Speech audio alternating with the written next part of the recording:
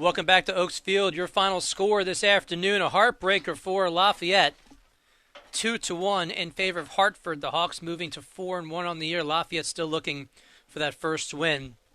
And you're looking at basically the entire Hawks team, but in that gaggle of players is number 11, Amani Jenkins, who is the star today for the Hawks, scoring both goals, both in the second half, or one in the second half, and one just 10 seconds in to that first overtime. 9 seconds to be exact. 9:51 left in the first overtime period, and the game ended on a turnover in the defensive end.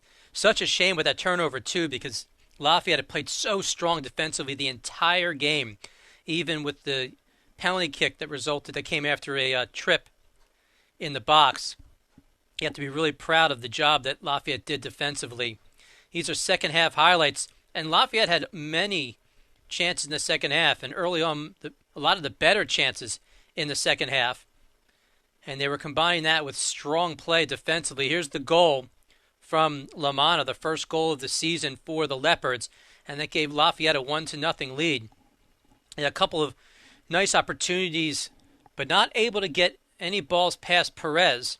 And on the other side, equally up to the challenge, is the goalie for Lafayette. That's Lindsey Dewar, the sophomore. But here's the penalty kick past Dewar that tied up the game with less than 2 to go. That was Jenkins' first goal. And then here is the turnover, where she basically comes in all by herself and puts one right in the bottom corner. And that is your golden goal, and a walk-off soccer style for the Hartford Hawks, and a 2-1 win. Again, Hartford moving now to 4-1 on the year.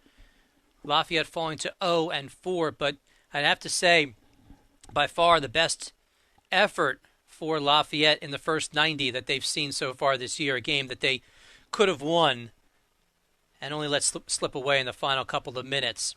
Shots on goal, pretty even as you would expect in such a game. 6 for each, or shots 6 for each. Shots on goal 4 for each.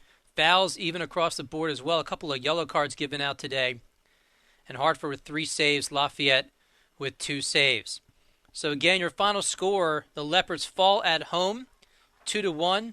Perez gives up her second goal of the year, but she gets the win in goal for Hartford.